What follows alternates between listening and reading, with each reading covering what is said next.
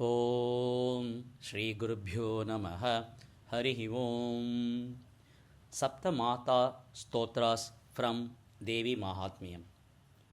In this level 2, each stotra or shloka is recited twice in order to make memorizing and familiarizing easier.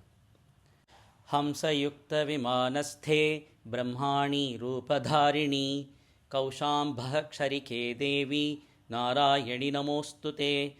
Hamsayukta vimanasthe ब्रह्माणि रूपधारिणी कौशाम्भः क्षरिके देवी नारायणि नमोस्तुते. त्रिशूलचन्द्राहिधरे महावृषभवाहिनी माहेश्वरी स्वरूपेण नारायणि नमोस्तुते. त्रिशूलचन्द्राहिधरे महावृषभवाहिनी माहेश्वरी स्वरूपेण नारायणि नमोस्तुते. मयूरकुक्कुटवृते महाशक्तिधरे नघे कौमारीरूपसंस्थाने नारायणि नमोस्तुते. मयूरकुक्कुटवृते महाशक्तिधरे नघे कौमारीरूपसंस्थाने नारायणि नमोस्तुते. शङ्खचक्रगदाशार्ङ्ग गृहीतपरमायुधे प्रसीद वैष्णवीरूपे नारायणि नमोस्तुते. शङ्खचक्रगदाशार्ङ्ग गृहीतपरमायुधे प्रसीद वैष्णवीरूपे नारायणि नमोस्तुते.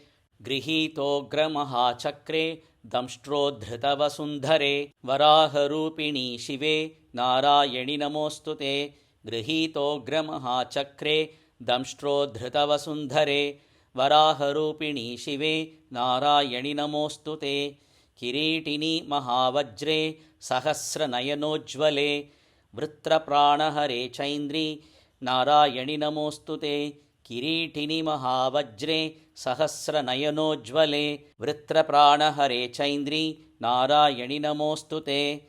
दंष्ट्राकरालवदने शिरोमालाविभूषणे चामुण्डे मुण्डमथने नारायणि नमोस्तुते.